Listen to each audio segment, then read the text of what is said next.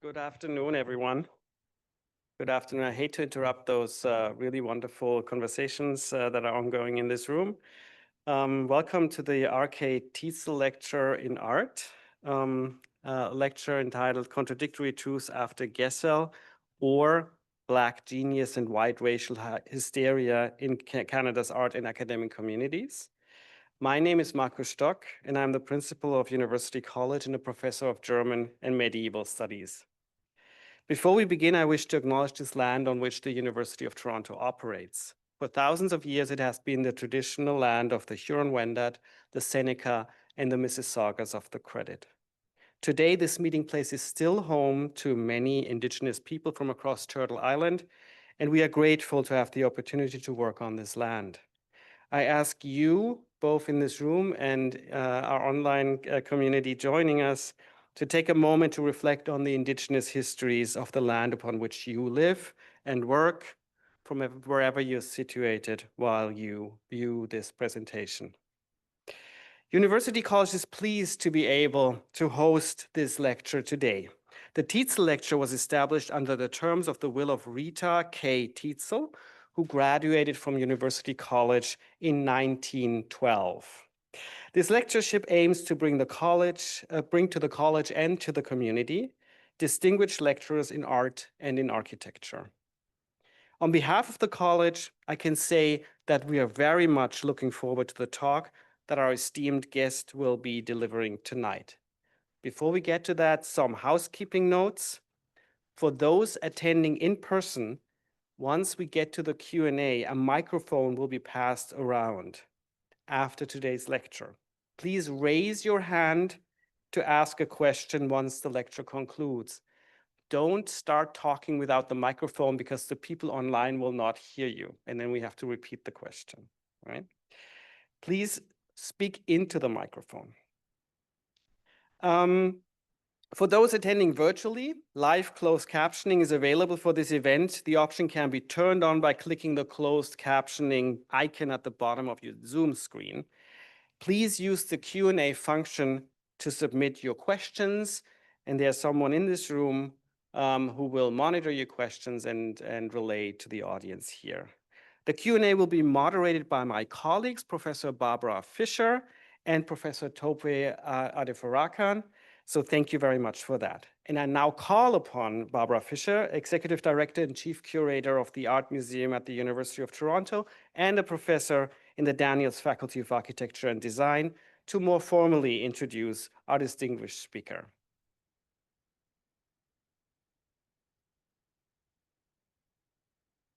Thank you so much, Marcus. It's a special pleasure for me to be able to welcome the internationally renowned artist Deanna Bowen to deliver the 2025-26 RK Teetzel Lecture in Art at University College today.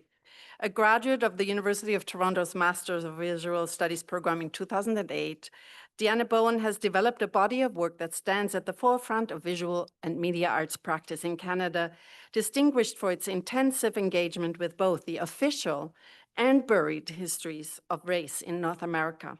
A descendant of two Alabama and Kentucky-born Black Prairie pioneer families from Amber Valley and Campsie, Alberta, her personal and family history has been the central pivot of her work, centered as it is on autoethnographic interdisciplinary principles.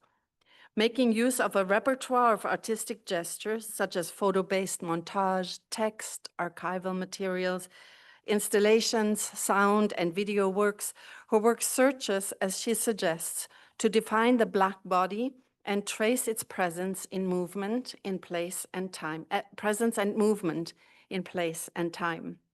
Her astute and wide-ranging research practice has focused specifically on the persistence of white supremacy in North American cultural and political history. Based on rigorous archival research throughout, her installations and media works draw viewers into a demanding orbit of conversation to learn about and examine assumptions about race as they permeate the cultural politics and institutions in this country and in the United States. Some of her most recent work has involved close examination of her family's migration and their connections to, for instance, Vancouver's Hogan Valley and Black Strathcona, the all-Black towns of Oklahoma, the Kansas Exodus or migrations, and the Ku Klux Klan in Canada and the US. Specifically, these have included the exposure of the KKK's past and continued presence in Canada, made visible in her exhibition at the Art Gallery of York University some years back through photographic documentation of Canadian sites of the Klan, burnings, and photographic documentation. On a personal and/or local note, I had the immense pleasure to work with Deanna on a new and site-specific exhibition at the Art Museum at the University of Toronto in 2019, titled God of Gods. It was produced on the occasion of the 100th anniversary of Hart House, a site with enormous symbolic standing, considering its centrality in the formation of both local and national cultural history in so many ways. If you haven't studied it, it's so worth looking into, including the formation of the Group of Seven, the advocates within and beyond the university, and its roots in the socioeconomic networks of Vincent Massey himself, with his formative role for Canadian cultural institutions from the CBC, the Canadian Archives, the Canada Council for the Arts, and so on.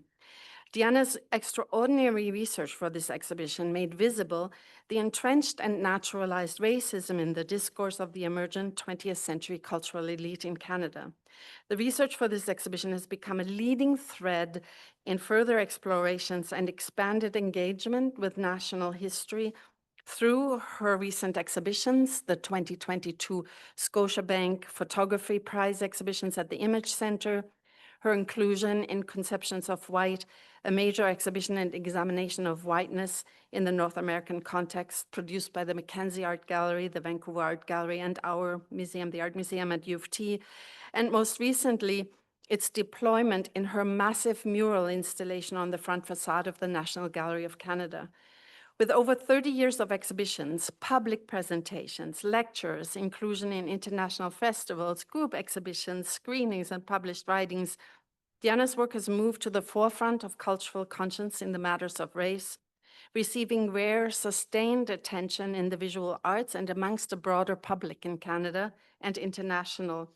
Solo exhibitions include the National Gallery, Leonard and Bina Ellen Art Gallery at Concordia, the Image Center, Kitchener-Waterloo Gallery, Contemporary Art Gallery in Vancouver, AGYU at York University, and so on. Her work has been included in major Canadian and international group exhibitions across Canada. She's a prolific lecturer, writer, and publisher in Canadian art, the Capilano Review, the Black Prairie Archives, and Transition Magazine. She's also the editor of the very important study published in 2019, anthology really, Other Places, Reflections on Media Art in Canada.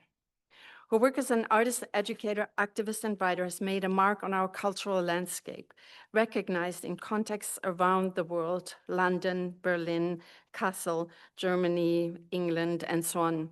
A testament to the great respect and international reach of her work is the outstanding range and caliber of scholarships, grants, and international awards she has received, among them the John Simon Guggenheim Foundation Fellowship, the William Johnson Foundation for the Arts recognition, also the Governor General's Awards in the Visual and Media Arts, and the Scotiabank Photography Prize.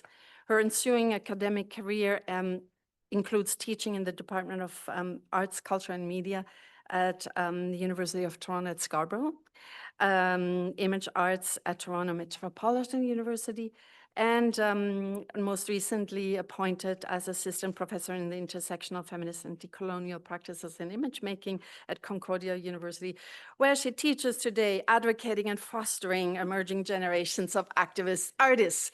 Welcome, Deanna.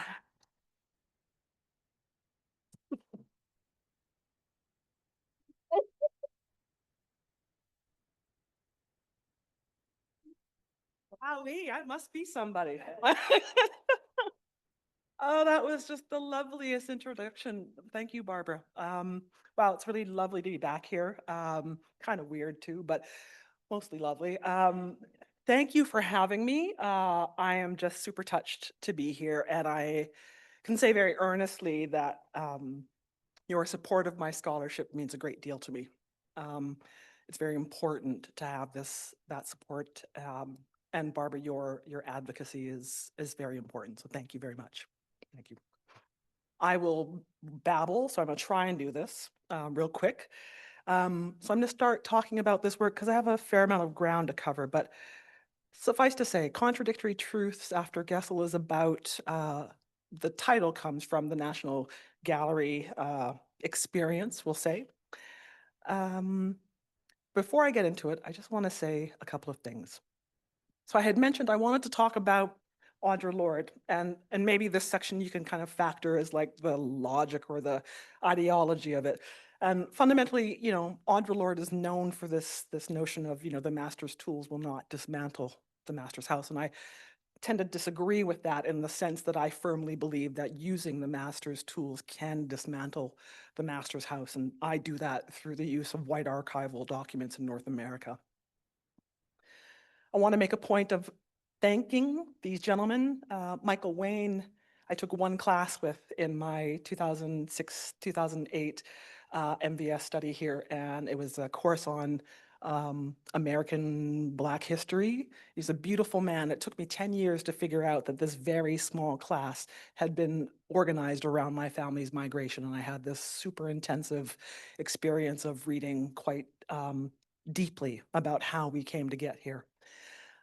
Harold Troper I have never met, but I discovered an article of his here when I was studying a piece that he wrote in 1972 about Black Canadian immigration or Creek Negro immigration coming into Canada, specifically my family's migration, and his bibliography was the beginning of my approach to research. He was the person that led me to the archives in the National Gallery, and that's led to subsequent projects. Thomas Lehusen, I took a comparative literature course with him, and he taught me a great deal about trauma theory. And that helped to inform the ways that I understood my role as a listener of my family's history. And I take my role as a listener and then a witness in the public quite seriously. So I want to thank these gentlemen. Again, 2 classes, 1 article, shaped my entire future. I'm very thankful.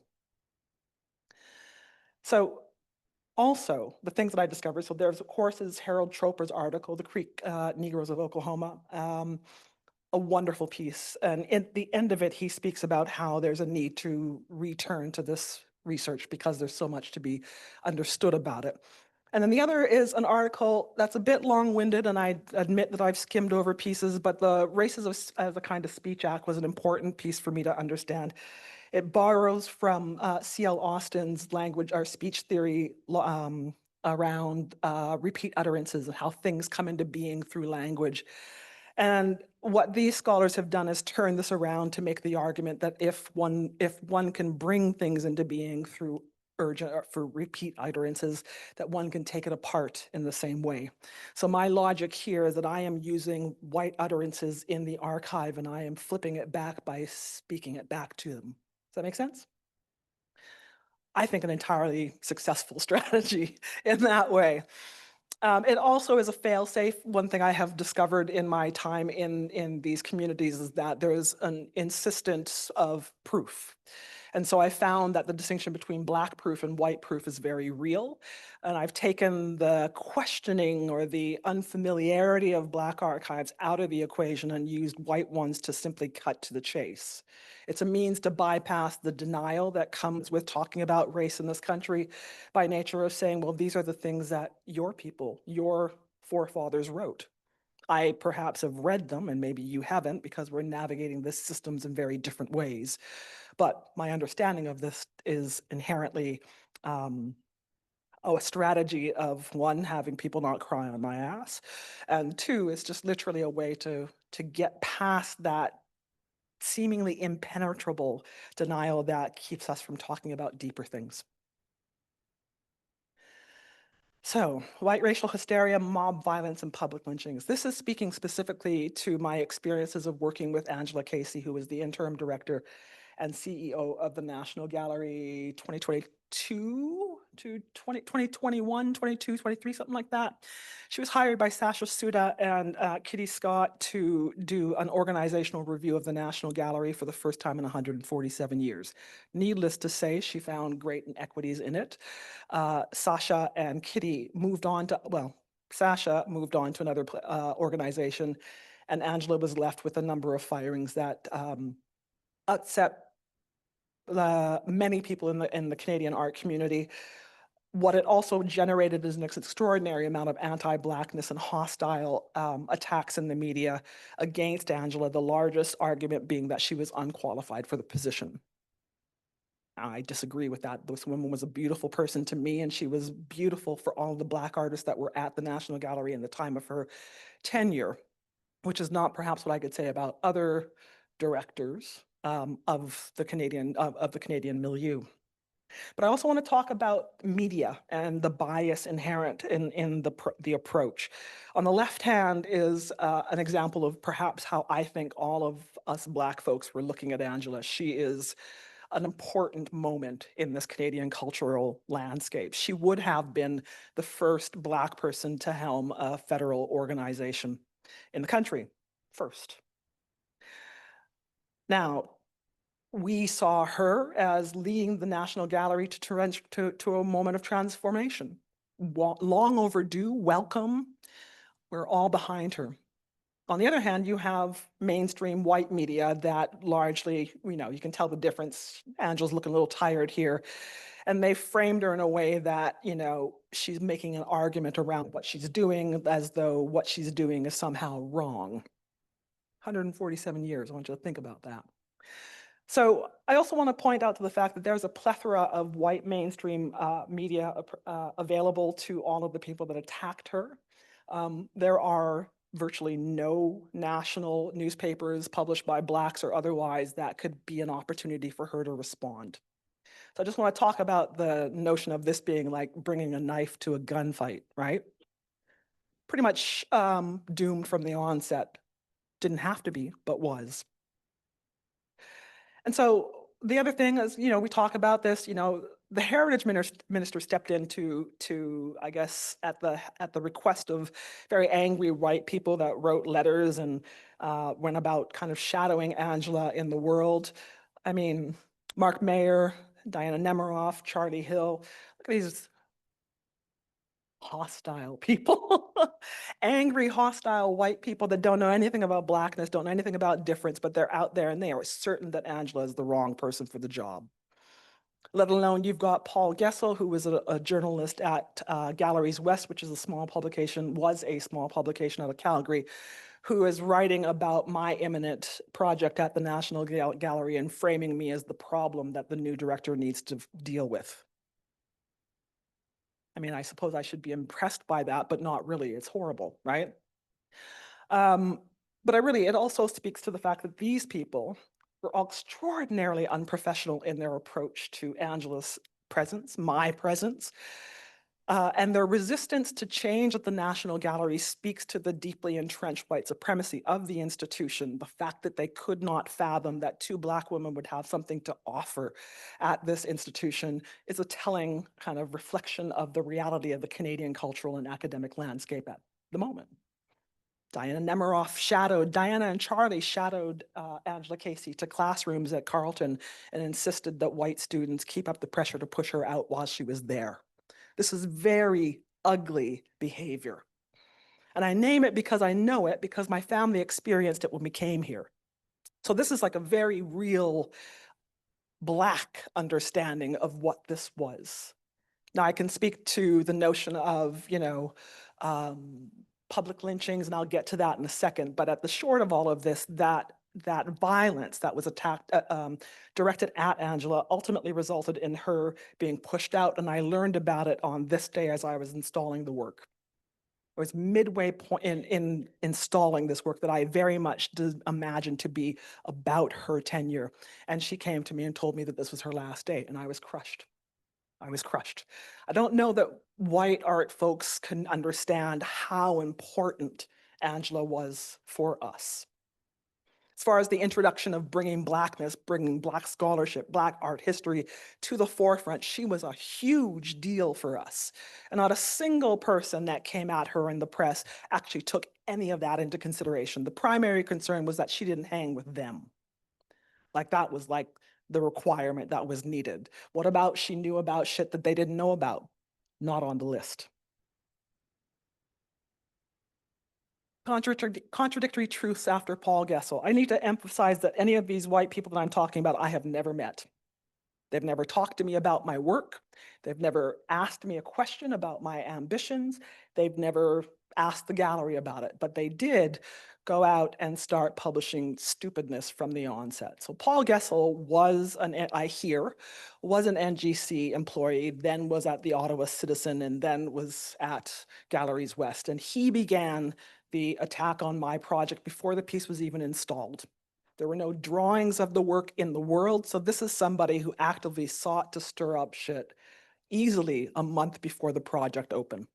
And what it says is that I am besmirching, I keep laughing about this word because who uses besmirching, but I'm besmirching the legacy of our beloved Group of Seven. God forbid that I would actually align them with white supremacy or anything along that. Now bear in mind, this is his read of the work. This is not my story. And we had a very clear agenda about how we were going to approach this, right? But the story still is and has always been that this work is fundamentally about my family. Now, Paul Gessel doesn't care about that because Paul cares about the Group of Seven and doesn't care about trampling Black women's history. He doesn't care about my family's, legacy in this country. He doesn't care about any of those things. And so he just felt it was his job to come out and raise the flag like a true Klansman. I said that. And let people know that the Negro's coming and that she's coming to fuck with white world. Now, he doesn't even think that that's a big deal. This is actually a factual inaccuracy, but he's out there and everybody else in the Canadian white art world published that lie. Globe and Mail, National Post, Jordan Peterson's Twitter. I mean, you can't get better than that, right? But honestly, the argument here is somehow that I'm a failed researcher, that I am committing heresy. This is the language that these people like. Group of Seven is a church or something. And it's really a group of white men that were formerly admin that got a gig and were funded by Vincent Massey, and they went about creating a narrative about this nation with the absence of Black and Indigenous people in those landscapes. Never mind that it's Southern Ontario, where there were at least 30 Black townships on the other side from the Underground Railroad that were all down there. So this landscape that we're talking about, say, Lauren Harris was born in Brantford, or, Homer Watson in Dune. These people lived on land that was occupied by Indigenous and Black people from going back to like the 1800s. And all of a sudden they just don't remember that and they paint them out of it, and somehow it's not a problem. I guess this is also the section where I am naming names. So Sarah Angel at Art Canada Institute also came knocking at my door and was the person that really started the clickbait strategy of trying to get me to argue with Charlie Hill, like somehow my thoughts and ideas couldn't stand by their own and maybe Charlie Hill needs to get a grip. No one's scholarship can withstand 100 years and stay in place. The very nature of academia that things change. And so this attack on me seemed ridiculous, right? But everybody conformed to this notion, and Sarah Angel came out with this bullshit in an ACI newsletter, and then came back when I said, take my name out of your mouth, literally. She came back to the National Gallery and insisted that they had 3 options. All of them engaged arguments with Charlie Hill, and I said no. And then I very insistent, we're never going to work with this person again. So when we think about my future activism about Sarah Angel, understand that it is grounded here in the fact that she brought hate to my door. Understand? And that flowed into the National Post. It flowed into, I don't even know anybody in Montreal, but you know what? But I was written up there too. She's crazy. So I hear she's crazy. So I believe it because it's a ridiculous argument, right? And at the end of it, what it says is that, there's a new white director coming in and let's see what kind of a white man he is. That's where she left that, right? This is the stuff that's spinning around new scholarship, right? Something's wrong here. And then also, I have to kind of bring this back to the table of like, why do we keep reaching to these people? Because there's a history. Mark Mayer has been ignorant and arrogant about the absence of diversity at the National Gallery for decades.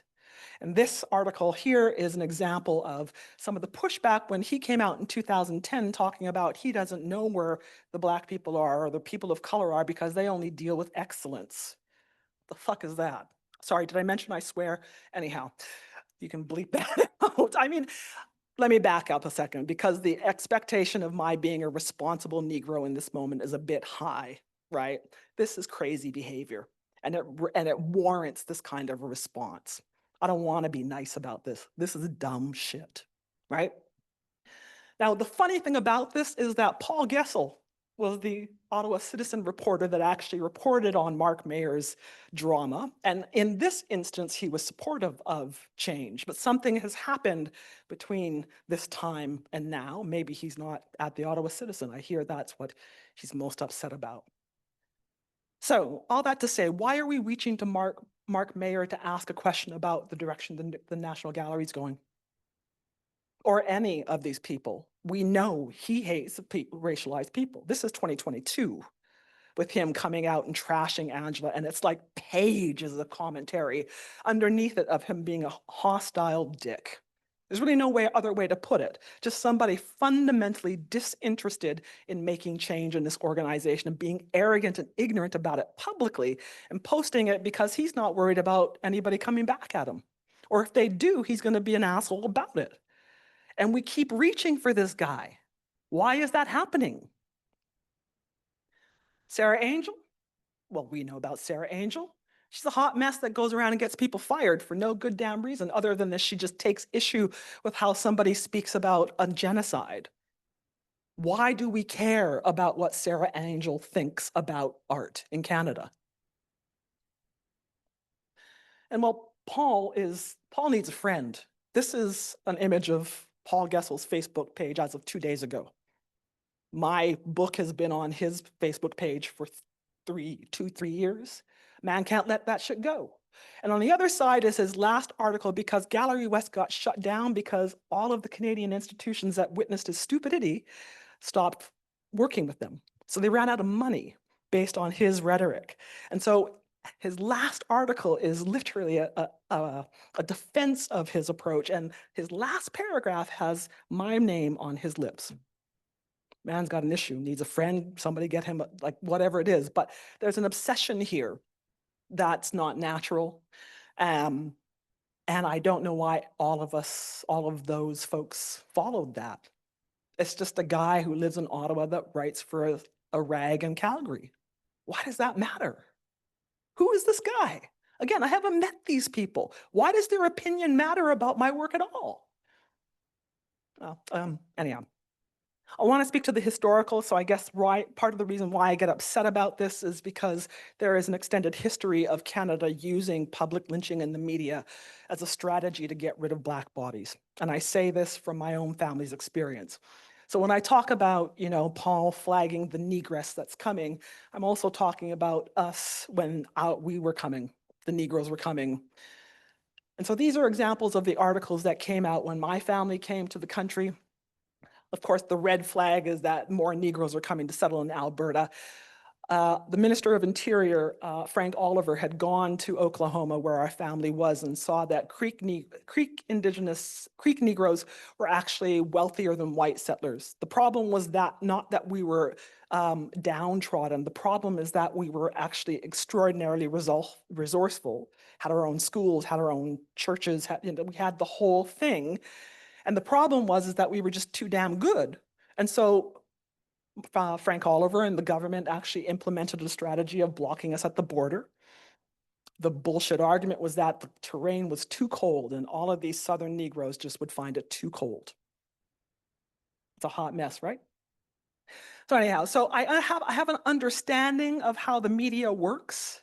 I give you a more direct example. These are my great grandparents. This is the article that aligned with their migration into the country.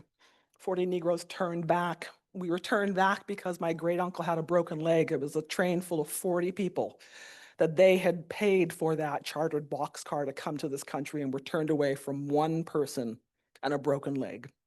So that gives you an example of like what kind of hatred that we're talking about at the border. That order in council that was signed by Prime Minister Laurier stayed in place for a year. His government was toppled, but that policy at the border stayed in place until the 1950s, 60s, when you had Caribbean domestics coming into the middle provinces. 50 years. It's a long time. But I also want to flag the reality of the power, oops, oh my God, I keep doing this, sorry. The power of a letter, much like the letters that the white folks sent to the National or to the Globe and Mail and how that spun into Angela's exit. But there's a history of that too, of white people writing letters about the inadequacies of Black people. This, again, specific to my family's migration. This is Board of Trade speaking about the inadequacies of Black people, how they're not wanted in Alberta.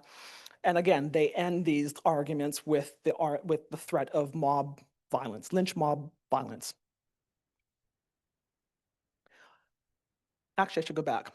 What it also speaks to, I'm going the wrong way, my bad. It also speaks to the ways that letters turn into petitions. And so on the right of this are examples of letters that were sent by the Imperial Order of the Daughters of Empire, racist white ladies. And also another example of the petition that was generated by boards of trade in Alberta, 4,300 signatures, 15% of the population in Edmonton, that were very clear that Black people should not be there. But what matters most about this is that one signatory was Barker Fairley. So from here, my questioning turns into, well, okay, well, what does that mean? What if Barker Fairley is signing this petition, and what does that say about, his efforts behind the Group of Seven and the very impact of the Group of Seven's paintings?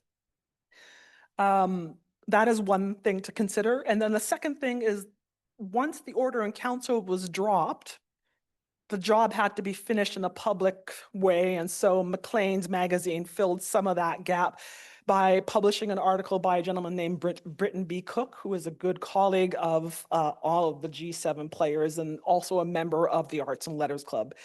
Imagine that anybody I'm talking about here that's old school is a member of the Arts and Letters Club. Vincent Massey, et cetera, all of that is connected. And so what they wrote was a disparaging article that says that these Black Canadians are coming and they are the worst of slave culture, downtrodden, lazy, won't work, et cetera, except these pictures are not of us. These are some other Black American family that they used to illustrate what they wanted people to believe about us. And at the end of this article, it ends with the call for white people to band together for a white British Canada. Pretty straightforward nationalist rhetoric.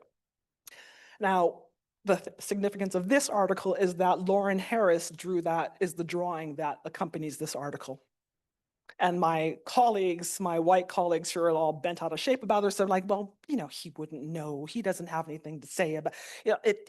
How could he know that he was going to be aligned with it? Anyhow, so it brings us back to that question of, well, what does it mean about Barker Fairley? And then what does it mean if Lauren Harris's illustration is here to talk to accompany something that's calling for our being banned from the nation? And an article that ultimately calls for a white British Canada. What does it mean for that to happen? Well, so what I did with that petition, and it's a really interesting thing because my family would never have told me that this thing existed. My family would have told us that we all got along when we came to Canada. And in a way we did, by nature of like localism and having to engage with it's a very cold terrain in Alberta. Y'all have to stick together. I understand that, but we did not get along. And the Klan was a very real presence out in Alberta. And all of my family members have very real memories of this. Right? So I turned that petition into a piece because the sheer number of signatures is overwhelming.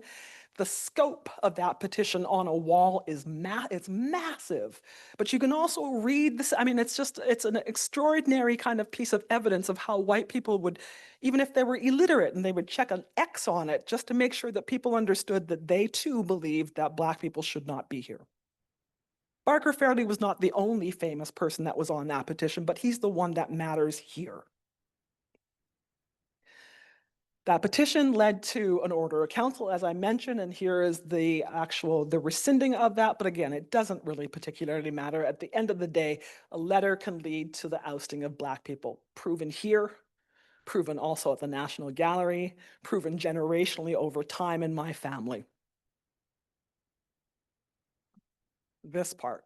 So Charlie Hill was a white art historian, radical queer activist, Canadian curator of Canadian art at the National Gallery for 47 years, correct? Largely responsible for the narrative around the Group of Seven. And Charlie Hill took exception to my research, hence all the frenzy from ACI and all these other people. And it kind of kicks my butt because so what? Charlie Hill doesn't like my research. I don't fucking care. I don't know this man. I do not know this man, and I can guarantee that none of these white people that came out pushing back at us have ever been to a Black show or anybody else's show that isn't white and part of their network. So why would I care that Charlie Hill doesn't like my research? Better still, why is Charlie Hill going to public outlets to express that? Other people have coffee with them, and we have a conversation about their research like grown-ass people that are professionals. But all of these people went out into the world and went to press locations and started spilling out, repeating the same rhetoric of this one guy that got it wrong, ruining their own reputations in print, incriminating themselves, indicting themselves in this relationship to white nationalism and Nazism. I wasn't talking about it. I was talking about my family. And Paul Gessel lit the fire, and then it became about white people. And what that does is it tramples 30 years of my work trying to name our Black experience in this country. One dude who took issue, that's all it took to take out 30 years of research and scholarship. It's not like I haven't been doing this forever, taking apart the relationship between Black bodies and the media and misrepresentation. It's not like I haven't been dealing with the Ku Klux Klan here and there. It's not like I haven't unpacked how the Ku Klux Klan uses the media to attack people. And it's not like it's any different than what is going on in the United States. I dare to venture to say that the rhetoric that they took is the same rhetoric that is being used in the United States by the Trump government to actually deflect and to lie and to cover up stuff that we know full and well is wrong. That's just the truth. And Barbara was completely right when she called Charlie out and said that this bullshit, she didn't say bullshit, I said it. But the strategy is literally meant to deflect from the truth beneath it. And these guys were all bent out of shape because of Barker Fairley. I was, by nature of his signature on this petition, I was aligning guilt by association, I believe is what Charlie Hill said. Well, yeah, I mean, because this is, what do you need? I mean, the man and anybody else, the man signed the petition, therefore equals rape. It's basic math. But why is it a problem here? And how many questions could you possibly create to undermine the fact of this? Barbara Fisher gave me this opportunity in 2019, a beautiful opportunity to express this. I followed Barker Fairley from University of Alberta to University of Toronto. He was picked up by Vincent Massey for the art committee, and he and they chose the works that would be presented in Hart House as theater or visual arts. And they hired Carol Akins. In this instance, it's a show about theater director Carol Akins, who had a tenure here for 2 years, and he was hired specifically by Barker Fairley and the committee for his white nationalist views. Now, I'm not pulling that and just throwing that out. If you go to their website, it's there. This is like part of the everyday of that theater history. I'm not doing anything. I'm not shaping it in any particular way. That's just the fact of this. And if you look at the petition as though it's a map of like-minded individuals, and you follow said individuals, you get to understand the network of people that have this shared ideology about Black bodies. So when you get to U of T, Barker Fairley's part of University College. He's part of the German department. Was he English maybe as well, but also certainly the German department. All of these people were part of the Arts and Letters Club, all of them. And they all shared the same ideology, which was a white Canada at that time. You simply cannot get around it. Now, what I did with this show, it was super important to name it because, again, it's another example of Master's Tools, Master's House. But then I took the documentation of this because by this time I had known that I was going to be doing a show in Kitchener-Waterloo, and I wanted to make a connection between the art museum and that site. So I took the documentation from this show and used it as a template for wallpaper and extended this conversation about Canada and Germany and Nazism and all that kind of stuff and brought Canada into a global discussion and examined the relationships between German sympathies here and German sympathies abroad, particularly as it related to the performance of indigeneity. I thought it was a ruse. I thought it was maybe a dead end, but it really isn't. And so the work did the job of introducing the reality that Canada might well have been a haven for Black people. And slavery was abolished in Britain in 1833, in the United States in 1865, but don't get it twisted. Canada introduced the Indian Act in 1875. So this notion that they were a haven for some, I mean, it's completely undone by the fact that they have been committing genocide against Indigenous peoples from forever. So this idea that it is a safe place is just a problematic ruse that also is built on a finger pointing at the United States that's always meant to deflect. I should back up. One other thing was to, oh my god, I keep doing that. One other thing to do is to flag the fact that empire, what we are currently working through, I believe, is still Victorian ideology. Very Victorian ideology, this being ground zero of all of that. Consider also, and I use this as a segue to also kind of open up a discussion about the fact that the royal family is German lineage historically. And then to think about that as it relates to the First World War and how that comes out and comes to be. In this constellation, I'm thinking very much about the rape of Africa and the ways in which European powers came together and literally drew lines on a map to figure out who was going to take what. And in many ways, the discussions around South Africa and the Boer War, we never talk about the Great War for the realities that Canada went out and slaughtered Black people. The Herero on one side, the Zulu on the other, a complete annihilation of African peoples. And then having, say, Wilhelm II, who is part of this conversation, calling out Britain for not upholding its end of the white man's burden to colonize, right? This is a family spat we're talking about, and all of these racialized bodies are part of this. And this runs a line at the same time as, say, the Mohawk Institute, all of the residential schools, all of this stuff is happening around the world at the same time, which is also the same time as theosophy, but also anthropometry, every kind of racial classification, eugenics, all of this stuff is happening at the same time. And it's not like Canada was outside of it. I'm also trying to make connections between the locals. And so the other reality of Kitchener-Waterloo is before it was Kitchener-Waterloo, it was Berlin. And Berlin was turned into Kitchener-Waterloo as German sentiment changed during the First World War. Kitchener is the name of warlord Kitchener, who actually is the grandfather, the founder of, not the founder because warfare is warfare, but certainly exerted extreme force with a scorchers policy that wiped out vast stretches of land, the logic being that you wipe it out and then you colonize it. Vincent Massey's agricultural equipment would follow suit, and then you would build the next nation, right?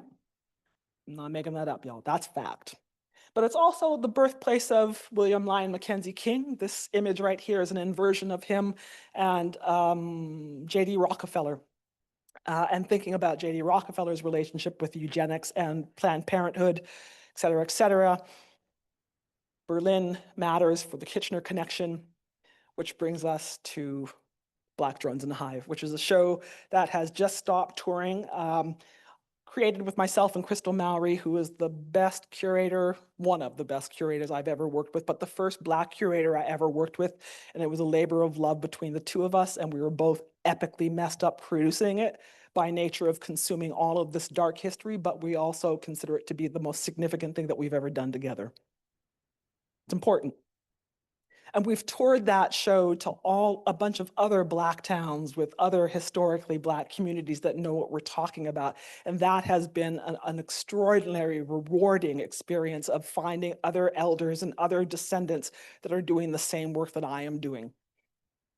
Now, Charlie Hill, Paul Gessel, these people don't know anything about this, right? They don't understand the extraordinary labor of tracking Black history in this country. And it just, I guess why I'm having this conversation is just for the sheer lack of respect that these people gave myself and Angela, two Black women, arguably the bottom of the hierarchy, so to speak, and just being just walked over without consideration. Again, I do not know these people, right? So Black Drones in the Hive does that job of situating eugenics in the Kitchener-Waterloo area. The University of Guelph had a eugenics program that ran to the 1940s. Alongside of that are the poorhouses, the houses for the feeble-minded, all kinds of the wayward girls, wayward boys, and all of this was a strategy of selection and extermination. Ways of classifying the people that are not suitable for the citizenship of Canada and are culled out, forcibly sterilized or otherwise. That is the reality of Southern Ontario. And that's the stuff that gets written out of Group of Seven paintings. This matters deeply. Kitchener-Waterloo had Black citizens that fought in the Civil War. The first schoolhouse in Kitchener-Waterloo was actually gifted to a former slave who helped a white, I guess, family in the 1850s. He lived in that house until his death. The schoolhouse has been kept and restored, but the history of the man that lived in the house is wiped away. So what Crystal and I did is we excavated Black history in this region using white archives, and again, using the language of white archives, because the reality about Black bodies in Canada is that the erasure is that deep, that successful, that the only way to find Black bodies in the archive is to think like a white person and use their language. So by nature of that, when I'm in the archive, I'm looking for niggers.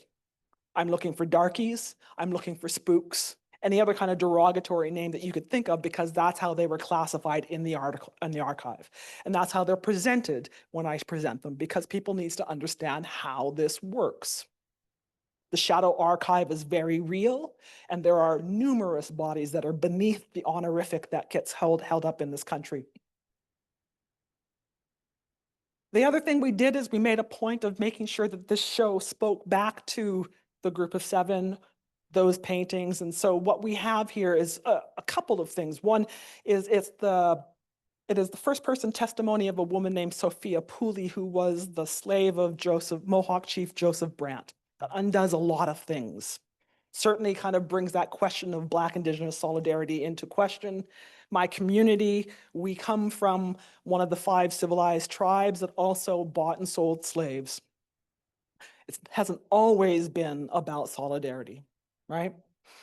But the thing about her, perhaps why I know about Sophia Pooley, is because I know that our history lies in the interstice of segregated archives. White archives do white things, Black archives do Black things, and Indigenous archives do Indigenous things. And none of these speak to each other. And so that silo of sorts actually wipes out all kinds of beautiful, important in-between history that actually gives us a better understanding of how things work. So Sophia Pooley here is talking about her experiences with Joseph Brant and how his third wife had attacked her with a hatchet and had a large gash in her head. She talks about how she was then, Joseph Brant sold her off to a white family by the name of the Hat family, Southern Ontario. If you're in the arts and culture, you would know the hat name from Gordon Hatt, who ran the Kafka Festival, because that is his lineage, that is his history. And so it's not like this is far away. These are people that we know that have this history of slaveholding, that don't know what to do with it, but we work with them every day, right? We all know these people, and they don't know what to say about it. And at least Gordon was at least willing to like talk about the fact that, yeah, it's true. Not everybody would do that. But all that to say that this work speaks back to that history in very important ways. Conceptions of white, again, white archives. But what I'm trying to do here with this traveling exhibition is I'm trying to actually make a connection, a very clear connection, that these institutions were talking to each other. And they were all talking about the group of seven. All of them. Vancouver, Regina, and Toronto. And it was, you've got artists out in British Columbia, they're talking about the BC hasn't been recognized enough, hence Emily Carr. You understand what I'm saying? Like, this is how this is. And it's not like it was actually like, it wasn't some great ordeal. The reality is Massey money is underneath all of it. Regina College was funded by Massey family money. Regina College becomes Mackenzie Gallery. This is literally how this stuff works. And so you're talking like old money, not Vincent, but his father.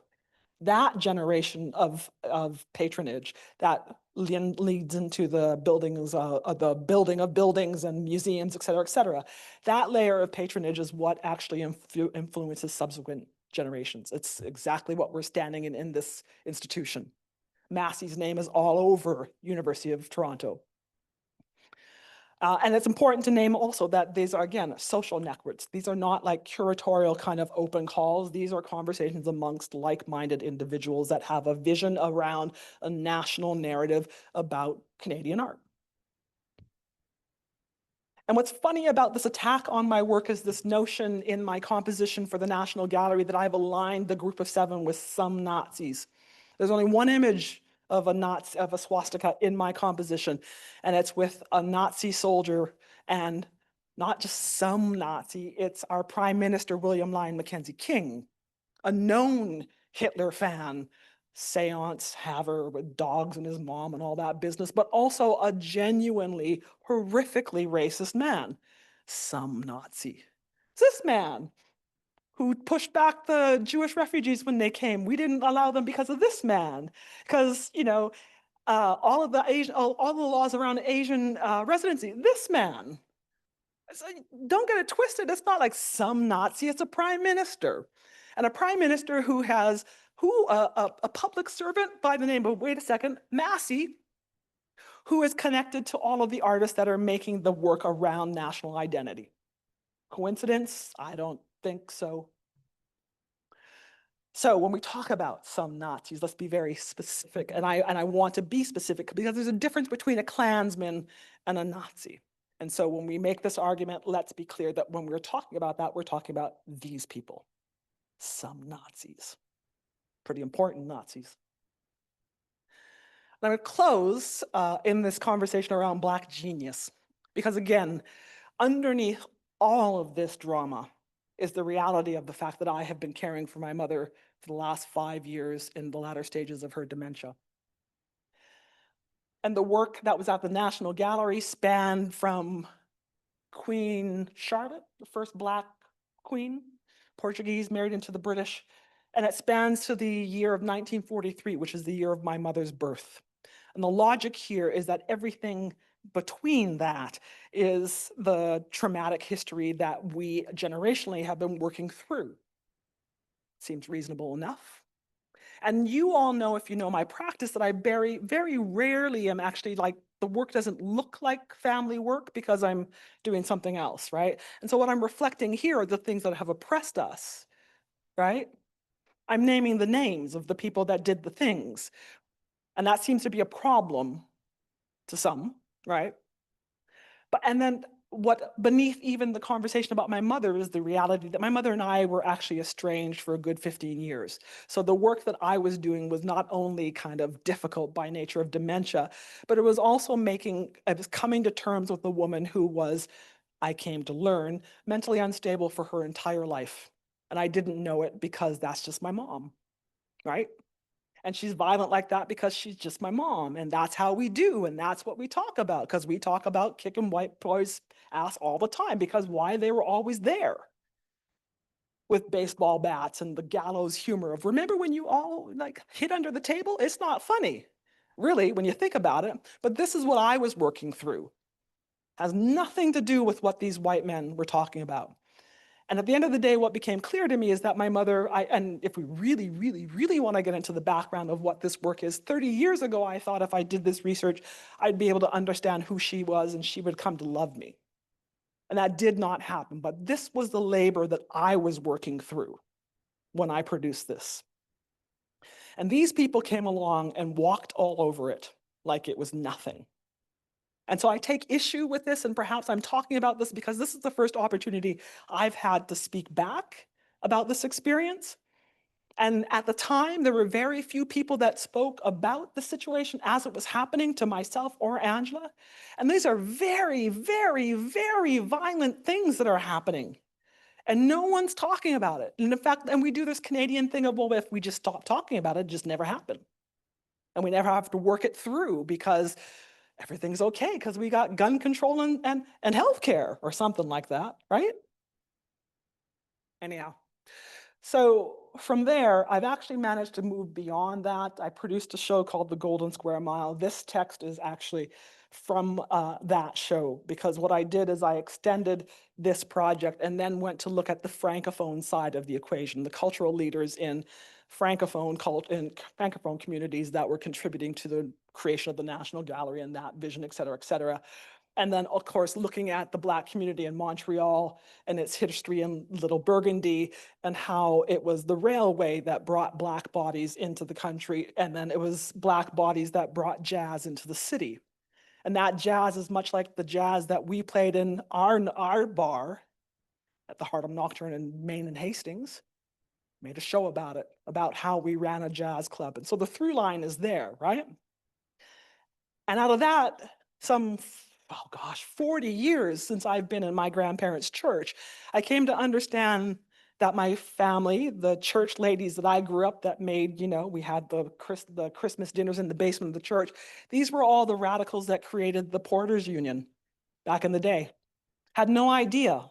My family would say that they're not radical and they're not political, but these church people right up there at the top of that page were the folks that created the Canadian Porter Association, long before the Americans, out here just trying to protect Black bodies as they worked on the railroad. Would have never known if I hadn't gone through this entire course of research, really, to come to understand that even though my family insists that it is not, it has been one of the most forefront kind of activist families, communities that has done the work of making Blackness a reality and a history in the country. I do what I do because I was raised by old people that valued our history. I was groomed to do this, So these people piss me off. And again, I want to say, this is a clip from a piece in the making, and my mom was stable enough to participate in this conversation. And it was such an extraordinarily meaningful experience to be able to show her what I was trying to do. She still thought I talked too much about the past, but it was still important for her to understand that we were important, right? And she ultimately she may not have agreed with me, and we still didn't get along to the very end, but she did support this work. And what Paul Gessel and all of these people could not possibly fathom is that it is her stories that I have been animating since 2010. The deal that I struck with my mother was, when we reconciled, was that she would have to give me an interview about her experiences. And we sat down in a car outside of one of her homes in Vancouver, and I recorded her for 3 days. And I transcribed that into a special publication, which is this publication called Give Me Shelter. And it's an illustrated journal of everything she said, unedited, completely all over the place as far as narrative goes, completely scattered, largely through post-traumatic stress or trauma. Nothing was linear about it. But I did go back and research it, and all of it was true. All of it. And so what that says is that this Black woman, a lifetime secretary, mean as she was, you know, her stories are the things that are taking apart the Canadian canon right now. And Paul Gessel wouldn't be able to figure that out, and Charlie Hill would not have known that either, because they don't talk to Black people, apparently. But the reality is this Black woman, everyday secretary, her stories are the stories that are undoing this. And I did it. I worked with her. I lived with her. I unpacked her mind. And at the end of the day, when I talk about Black genius, I'm really actually speaking to an ability to understand Black madness. My whole family is batshit crazy. I say that with love, right? But their insanity, I also mean that, and their addictions all come from the trauma of being here. And because I'm kin, I understand that, and I can read through it, and I can kind of parse out what it actually means in real life. And that's where the genius resides. At the end of all of this, when it got quiet, I was then able to discover with Cheryl Simon, who wrote the article about the Montreal show, that I came to realize, well, maybe I'm doing something a little bit special, because I'd like to think that I'm just like a regular person like everybody else. But then it was like in the wee hours, way late after that show closed, that I started working through the trauma of what this was. And what it was at the end of the day, my grandparents thought I was gifted and raised me as such. And I was. Had a musicality and a creativity that surpassed. I sang with my grandfather in church when I was 5. I could remember the lyrics, and I could keep the tone, and I had a really great sense of pitch. And that's what kept them, that's why they protected me. They believed I was different. They encouraged me to go to the libraries. I was up there every Saturday as a means to keep me out of trouble. I was raised differently. My family did not accept me because I was different. My mother couldn't come to terms with me because I was smarter than her. My grandparents' way of protecting me was to tell her that. It creates a beautiful tension, but it also is a way of setting me up to understand how to fight it. It was a gift, and I will tell you that all of the things that my grandparents taught me are the things that I drew from to get through all of this. Crazy history, like, you know, I have an inherent understanding about how white people act when they're scared. And that's something that my grandparents taught me. They taught me also about, you know, being smarter than the crowd and how you deal with that too, right? And all of those things have affected my career from the beginnings. And it goes into my career at Concordia University as well. But suffice to say, at the end of the day, what I was trying to do was to pay back my grandparents for the care and the nurturance that they gave to me. And these people at the National Gallery, these white swarms that came to take us out, did not know that, did not care, did not respect us enough to give us space. And so I just want to name that really as the kind of foundational rationale behind why we're here today. People need to understand that this behavior is not acceptable. It's not professional, it's ugly, it's racist, it's dumb. Dumb behavior. And I'm calling out the white art world because y'all sat up there and watched it and did nothing, said nothing, still. And why aren't we asking better questions of our institutions? Why aren't we asking that the people that are hired in these institutions have a core understanding of racial difference? Not that they know white people with money, but that they actually know how to address the citizens and the constituents that are in the institution. Why don't they know my family's history? Why isn't there concern about the lack of Black history in scholarship? Why isn't anybody worried about the fact that there's no Black bodies in the National Gallery? Why does it take the lynching of a Black man to get hired? These are reasonable questions. I'm a Black George hire. You're sorry, a George Floyd hire. I keep doing that, Black George. But the reality is every Canadian institution figured out in 2020 after George Floyd was lynched that they needed to hire a Black person. So you all need to take that into consideration. It's not like we've had like them here. I mean, we have had Black folks up in here but not like this. And the weight of being that hire is absurd. right? For what you're expected to carry and do for an institution. So we need to name these things. So not only is it the first of being at the National Gallery and fielding all of that hatred, it's not just being the assistant professor at Concordia, being the only Black faculty in that program, being and I need to say this, unless somebody else knows this online, I believe I am the only tenured Black faculty member in studio arts in the country. There is nothing to be proud about. So this hostility that is coming at me is ridiculous, period, right? And so if we continue to point this finger at the United States, like they're the ones, it's like, y'all, we need to really do some deep reflection about what we are not doing here. And again, my grandparents would have been extraordinarily proud to see me here. I've settled the debt to them. I've ensured that the story is entrenched in every aspect of Canadian culture. Not an easy task, but we're talking about them now. And I talk about it at Concordia, and I've written books about it, and you sure as hell are going to see my work in every white archive in an institution across the nation. And that was the plan from the very beginning. And so I tell you this because you can do the same thing. It's inherently about learning your family history and taking that history very seriously, more so than the white story we've been told. And then you take that story that you were raised with and you compare that against what's been told out here, and then you undo that to make it look like what you know. Again, master's tools, master's house. Yeah? I want to thank you all for listening to my rhetoric. I've been a little feisty today, but I hope you understand the rationale behind it, and I greatly appreciate your attention.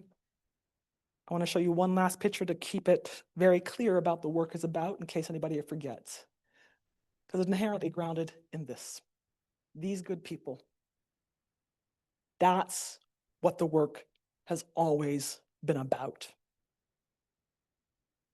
So respect that, appreciate that, because this little Black family matters in the greater equation. And all of our families matter in the greater equation. And we can all continue to do this labor to get the story right. Thank you.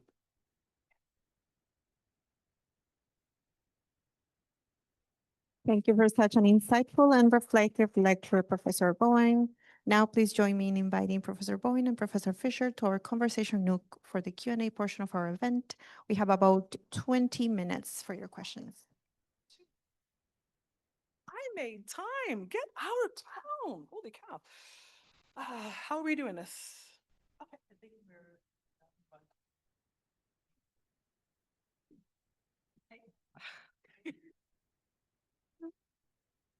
Thank you. What do you do with that, right? Thank you, Deanna. I'm having worked with you for a number of years in different ways. Nuit Blanche, thank you for that slide. That was also a really amazing moment. You know, I have to admit, I don't think I saw the through thread of your family necessarily. Mm-hmm. It's everything around it and about it. Yeah. And the family didn't really appear directly in the pictures, but it's their absence that you really showed today. And it was extremely moving. I don't know, is this working actually? Okay. Is it? Yeah. Hold it closer. Okay, or move, move closer. Take it out. Yeah, take it out. Yeah, so I think that was very, very, very moving. And I think as an educator, as someone who teaches, I think personal story and personal history is always there, but the way in which we deal with it comes through in different ways and manifests. And this has been a really eye-opening journey for me to see this. I think maybe for all of you as well. I think that I don't have immediate questions, maybe just as a kind of starter. I've always really admired the way in which you used montage, the principle of montage, because it is something where you juxtapose or set side by side without saying so.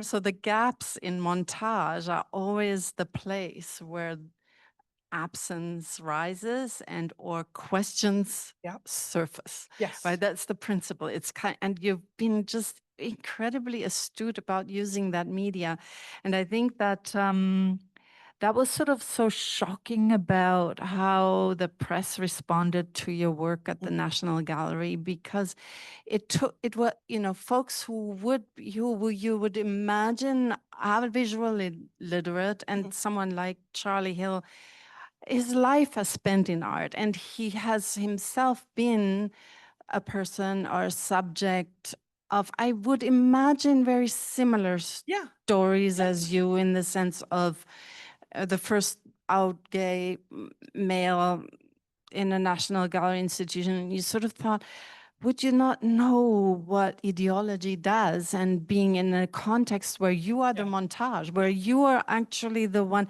your very presence points out what is not, and what is not reconcilable in a particular situation, that you would know, you would feel would that think. when you, right? That is, in a sense, montage. Montage is sort of also what McLuhan said about your, in ideology, you're in an environment, and the environment is you. You are the environment unless you're not, right? At that point where you're not, that's when you feel that you're the montage. You're the one thing that is juxtaposing and making everything else visible.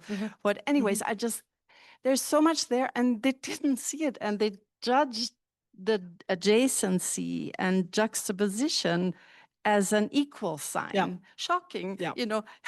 Grown Visual people, art, that's not what we want to do. Equals is not as the same, is not by juxtaposition, and you're really surfacing the environment and what isn't there, and what slips into those cracks that are not visible, and that montage actually makes visible because it's adjacency and surfaces contradict. So I just wanted to say that, because I you know, to this day it was kind of like, what is going on? Whoa, Yeah. kind of moments. The equations that were made were very simple. They were simple, facile. They were, but again, again, it's important to, yes, Charlie Hill, but we're talking about directors of the National Gallery that are choosing not to read a work.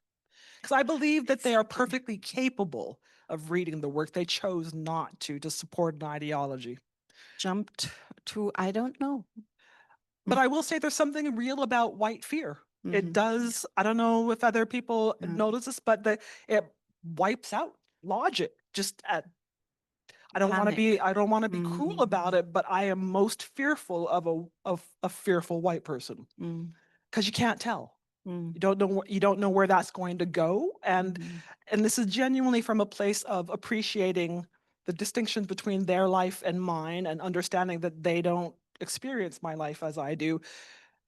They do find my experiences, my perspective, frightening. Fine, I get it. I'm not tripping about that. But there is something unpredictable about that place. And then you can see how that plays out, especially if you've got people that are fanning the flames, right? And how that turns into something else.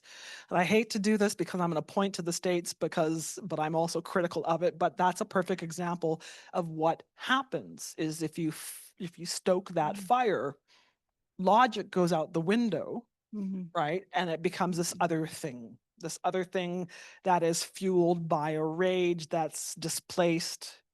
And I think in their instances, I actually think a defensiveness about, I think these people know perfectly well what I'm talking about. Charlie Hill could not know. You know what I'm trying to say. Charlie Hill, as a scholar of the Group of Seven in Canadian art for 47 years, would know, just its basic levels, the connections between a prime minister, civic or federal employees, certainly Vincent Massey, and the relationship between Massey and the prime minister, and Massey and the arts. You should be able to connect the dots there, right? The decision not to is something that's more important to me. And again, like I want to keep emphasizing, they indicted themselves. They outed the story. They affirmed the narrative. Well, they created and affirmed the narrative all by themselves.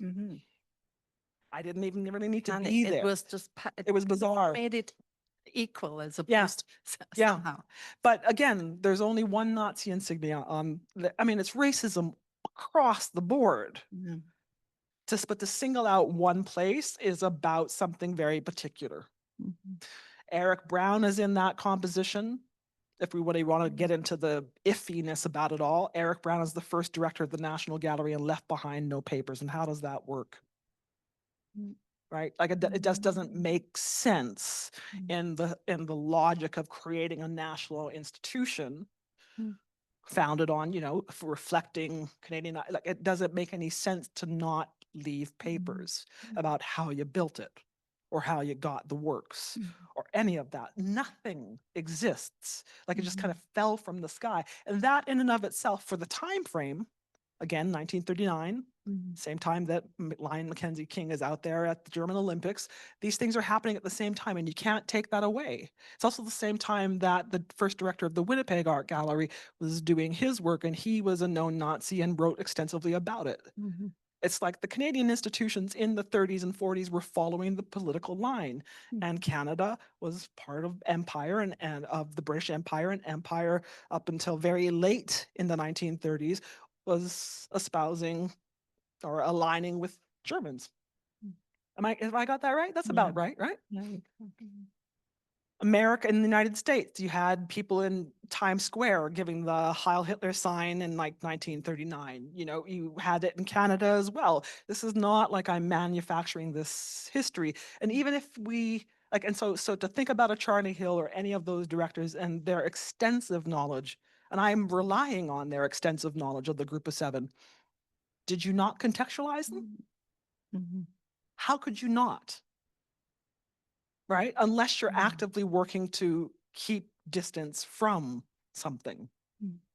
And the hysteria that came out of it speaks more to the fact that these people know full well what is behind the Group of Seven, more so than it is anything that I've done.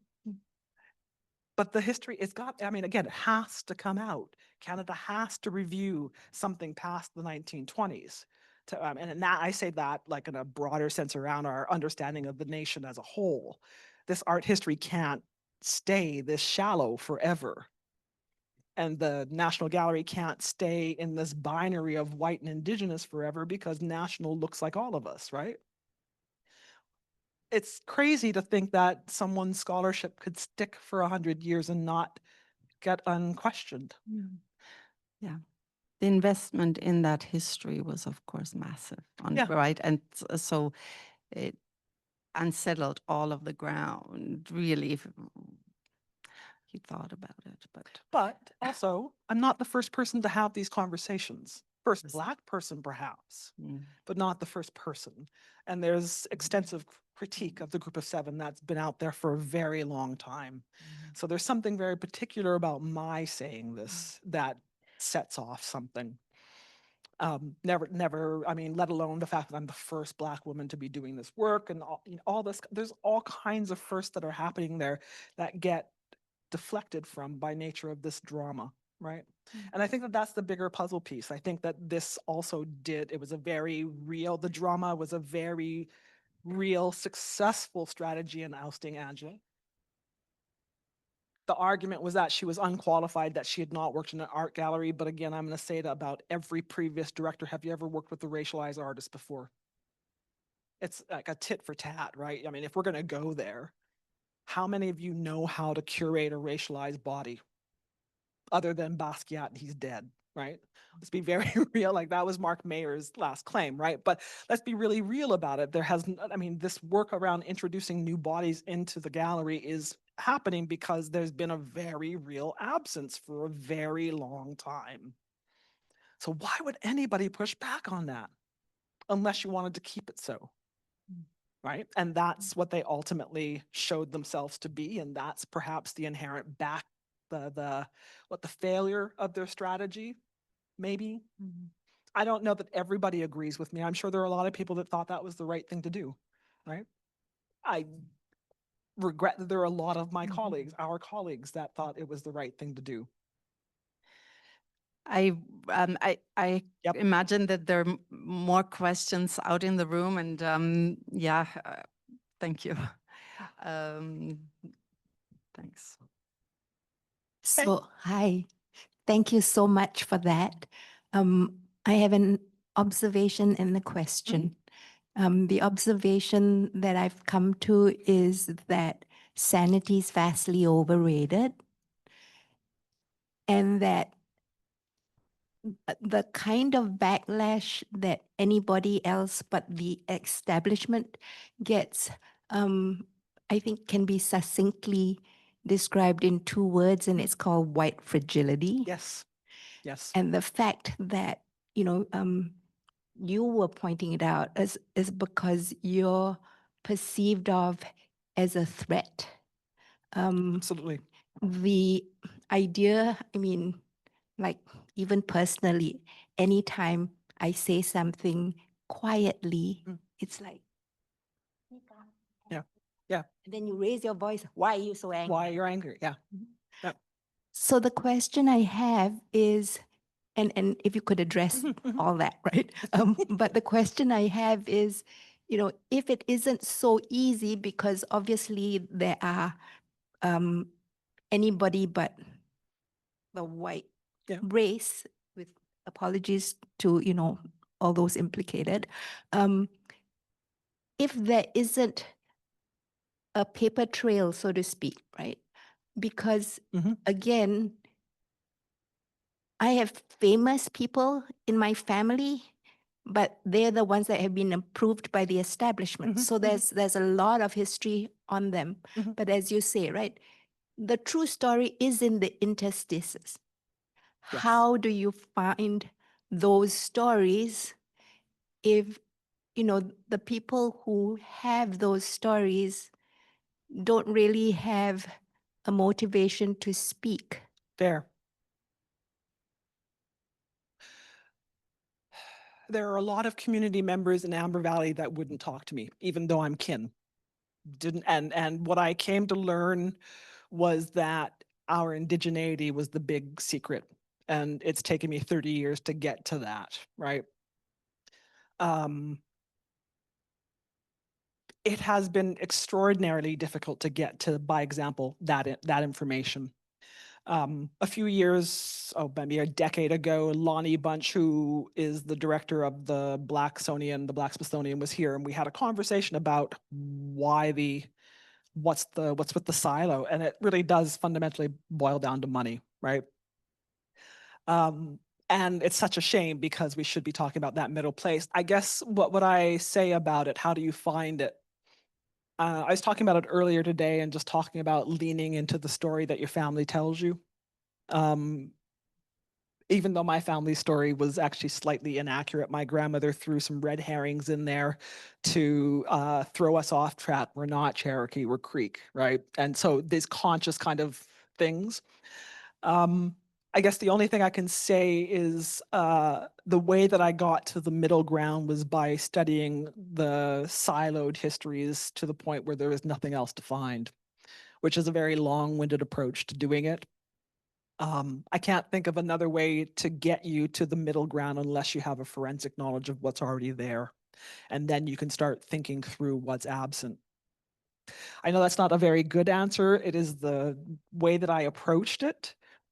Also, I would say if you've ever paid attention, well, Southern old folks are very direct in their, you need to pay attention, smack upside the head kind of a thing, or you talk too much, smack upside, just all of it. And so what I've learned a lot about is listening to old timers for the way that they talk. And there's so much in what they say that is loaded and important. And if you aren't paying attention, you're going to miss the information because they're giving it to you. It's just not the way that you think it's supposed to come, right? And I guess I've been told by a number of old Black women to stop talking and just listen long enough to know that that's one way to go about it. And I guess I've worked with a number of Black women and appreciate the wisdom and the ways that they speak to me that's not in the formal. And it's intimate and caring and all of that stuff, and often in slang and all that kind of stuff. And it's just taking the information in and letting it gestate, right? It's just byproduct of the research process of just understanding what's out there. Time is an extraordinary tool in the sense of reading something and walking away, and 6 months later, something becomes clear. So it's not a read it and understand it kind of a process. It's a read it, digest it, live with it kind of a process. And then there are things that come to you over time that start pointing to the in-between. Does that make sense? Yeah.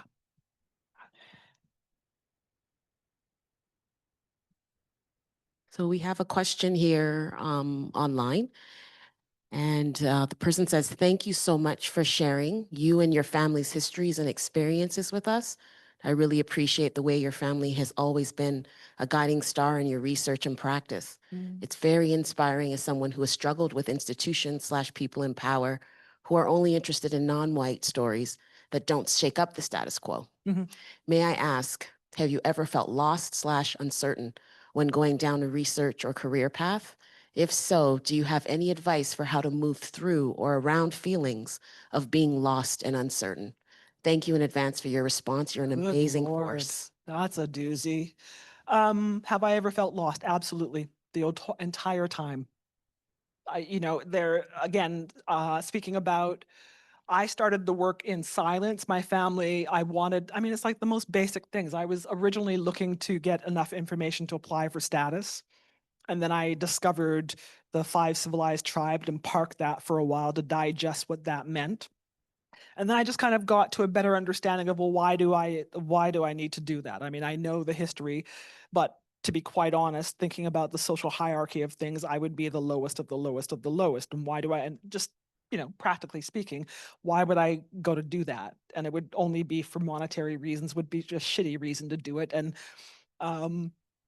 Indigenous people have had a bum, it's like it's been a lousy deal. So why would I reach for that, right?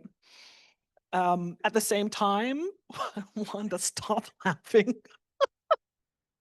At the same time, Blackness was the immediate thing that I needed to address. And so I went that route, initially understanding that I was different, but also understanding that regardless of whatever my intelligence was, the nature of my obstacle was always going to be about Blackness. And so I leaned into dealing with that first.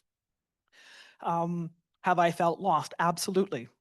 Absolutely. I mean, I had nothing to run on except gallows humor, battle stories. We never talked about anything affirming, anything positive that happened.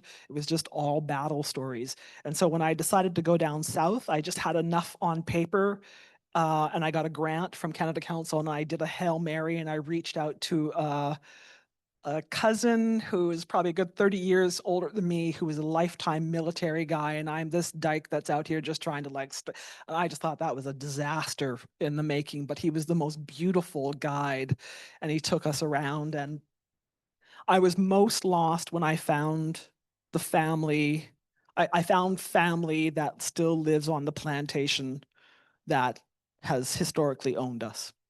And I was very lost in that time frame because the last person that was born on that plantation was 1970. I was born in 1969. That's a really hard thing to get your head around when you think about the abolition of slavery in 1865, right?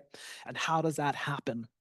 And how does this family still have a caretaking relationship to that white family?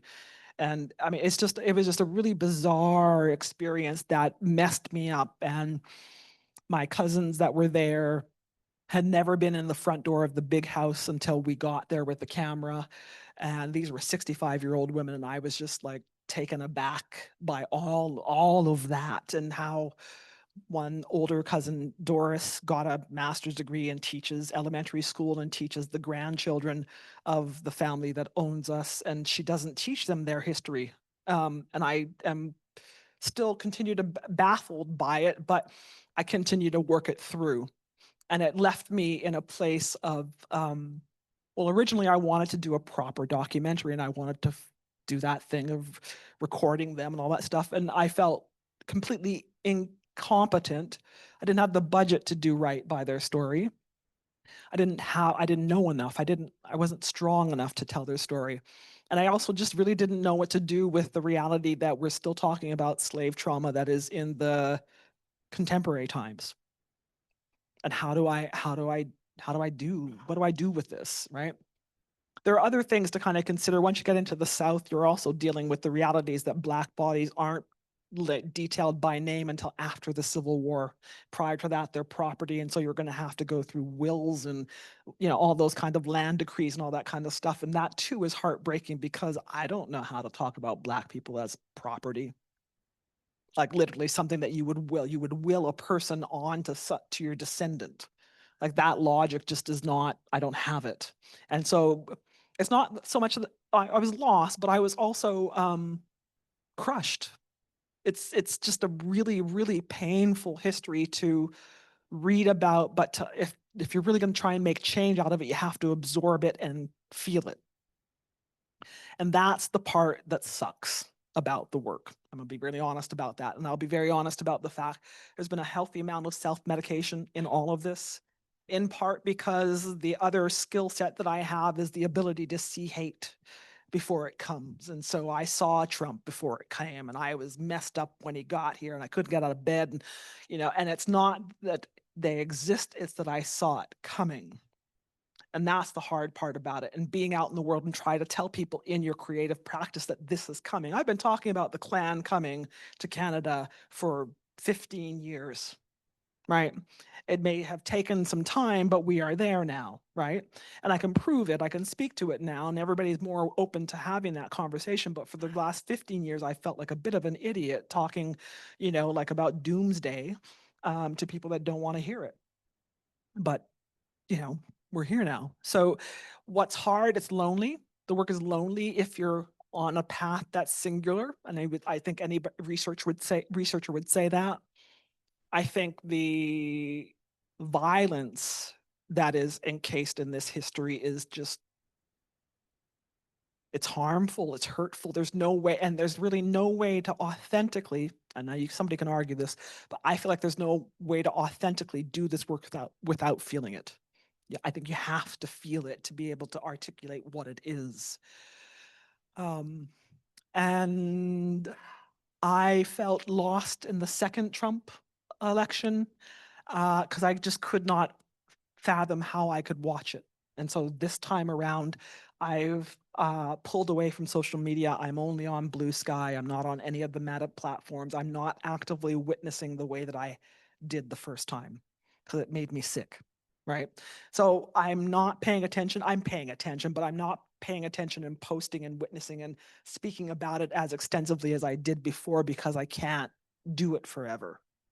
And that's the blessing of having a teaching position, is that now I teach my students how to do it so that I'm fairly confident that if I'm not here, they will know how to do this work. And I'm consciously making teaching badasses. I'm consciously teaching students that are asking big questions of the institutions that they're at, right? And at least that gives me some hope. I've taken after my mother passed, after these works were finished, this is the first time I have not been indebted with the burden of history in my entire life. I've never been free from telling the story or trying to teach people about what we know until this January. So I'm currently existing in this kind of weird, wacky space of like, well, what do I do if I'm not thinking about history or something like that, right? I'm genuinely at a loss. So that's another kind of different kind of lost, which is that I have never experienced my own personhood singularly. And so I'm a bit at a loss. I genuinely don't know what I like beyond history and archives. I don't know what I like beyond books and old people. But I'm figuring it out. And that is where I am currently most lost at. A good place to be lost, but that's where I'm at. I've been reminded that there is time for one more question from this room or from Wanda. I'd be really upset if Wanda didn't ask a question anyhow. So I know what panel happens where I don't ask a question. Well, this one seems particularly relevant. I kind of have two questions in my brain, and I'll put them both to you, and you choose which one you want to answer. The first one is around naming names and thinking about the network of human beings that actually make up power in a concrete sense, and how it is generational within Canada and within the arts and within educational institutions. How does that sort of work? I mean, that raises the fear that people have in terms of their sense of identity gets broken down. So how do you protect yourself through that? And why is it important to do that? And how is it not a good thing to ignore actual concrete genealogies and names? Then the other thing I think I would ask is, where does the research end and the art begin? And what is that line there? Is there a line, or is it just blurred right out? But do you feel any difference between the research and the art making part? Ooh, good ones. Nice. Real mic droppers. Thank you. Okay, give me the first one again, real quick. What was it? It was about the name dropping and No, naming names Name and the names. sort of concretization of power and genealogy within the country. and what does that mean? Do? Yeah, what does that do, and why is it important to do that, and how do you protect yourself through that? Oh, because they count on being not seen. Right? It's kind of like, vampires and all that business. They function in the dark. And once they are exposed to daylight, they all kind of lose a power in that visibility, right? And so let me back up. What we're really talking about are cowards, right? And the way that cowards navigate behind closed doors. And they do all those things because they know perfectly well that they can't do it publicly. Right. So they do all this stuff in the back rooms at the Arts and Letters Club or whatever it is, because they know that if it was brought to light, it would cause a problem. Does that make sense? Yeah. When is it a problem? I don't think it's ever a problem, but I do acknowledge that doing it invites harm. Right. So throughout this process, once my face got on Jordan Peterson's Twitter feed, I was like, okay, I need bars on my doors. It introduces a different kind of variable of like, I don't know who follows him, and I don't, you know what I mean? Like that his followers are particularly special, So I was worried. I genuinely was worried about my physical health, and it was a wake-up call for me, because even I can get lulled into the, oh, it's Canada, it's not going to happen thing, but it's fully going to happen, right? So it was a huge wake-up call for me. I am completely unable to lie. Bless my heart and bless my grandparents, my preacher grandparents. I can't lie about it. And there's really no reason to, because it's fundamentally my perspective on the world. So I just tell my truth. And by telling my truth, I end up telling the truth about other people, right? But I'm not thinking about them. I'm still sticking to, this is my truth, right? I suppose if one wants to apply these kind of neurospicy kind of concepts around neurodiversity and justice and all of those things, I'm pretty hardwired on the justice thing. Couldn't stop me from doing that if I tried. And I'm raised by scrappers, so that's just who I am. And I don't think that inherently there's anything wrong with that, because there are things to fight, right? As far as research and when does the research stop and the work begin, the artwork is a way of making sense of the objects that I collect, the photographs that I collect. My artworks look like my brain works, right?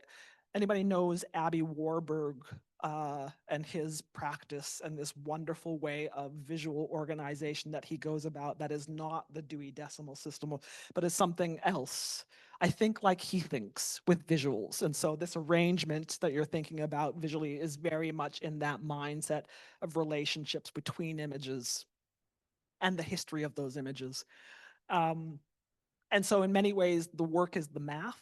Like the artworks become the math of it all and the synthesizing of things, and that's what that is. Otherwise, I'm just buried in like endless data in my head. And so I guess the other when does the work happen is when my brain can't hold it. And then it has to come, and then I make space by making a work so that I can collect more information. There's tons of stuff in here, you know, tons of stuff in here.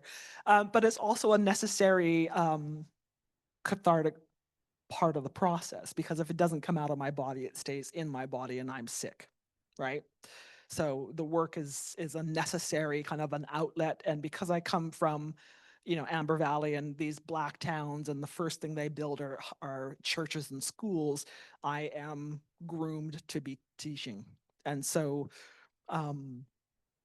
my work has always been pedagogic. It has always been a trail of crumbs for the next generation. It's always been bibliographic. So everything I've ever done has been with the foresight of the next generations. Again, I come from a community that thinks like that. And so the process is very much in keeping with the way of the community that I come from, and everything is about, because again, oldest granddaughter, everything is about this matrilineal responsibility of the next gen. And that's real stuff. And I would be remiss, I'd be irresponsible, I'd be all those kinds of things if I didn't take care of the people. Yeah. Does that answer? Perfectly, my dear. Thank you, Lovey. Thank you very much, Deanna. Amazing. That was amazing opportunity. And with that, we conclude this moment, and I'm handing the mic over back to Marcus. Thank you very much. So this concludes tonight's lecture. I'm always tempted to add personal observations, but this time I will not. But we all have thoughts and questions, I'm sure. Thank you to all of you who had already questions formulated both online and in this room. Special thanks, of course, to our guest, Deanna Bowen, also for talking to our students this morning, for being in the college today. We really appreciate the time that you are spending with us, and the really thoughtful and thought-provoking conversations. This is a really important visit to us and also to me, and now I'm saying it personally, as the professor of German literature who has come to UC, right? Yeah. And yeah, there's lots that we still need to talk about when it comes to University College as a place and as a history. Yeah, and now I'm stopping. Thank you, Barbara Fisher, for leading us through the conversation. Topia de Farakan, also for your support in this visit, and also the way in which you brought in the online questions. The UC events team, as ever, my team in the principal's office for running this event, and especially, of course, the audience for coming, the audience online for coming, providing questions and comments. I always point people who are here to the endowed lectures that are happening this year. So check out our website, UC website. There are endowed lectures that are happening here. There's a Barker Fairley visitorship here, and we'll have events there. There is the 50th anniversary of the Canadian Studies program at University College, and there will be events here. And if you're wondering if I'm doing anything else but celebrating stuff and introducing events, I sometimes wonder too. In this vein, there is a reception next door. So if you would like to stick around, have a glass of mineral water or whatever it is, stay around. I know that there are always people who stick around and continue the wonderful conversation that we're having here. So please stay, enjoy some food and drink, and enjoy the rest of this term, of this academic year. And thank you very much again for coming.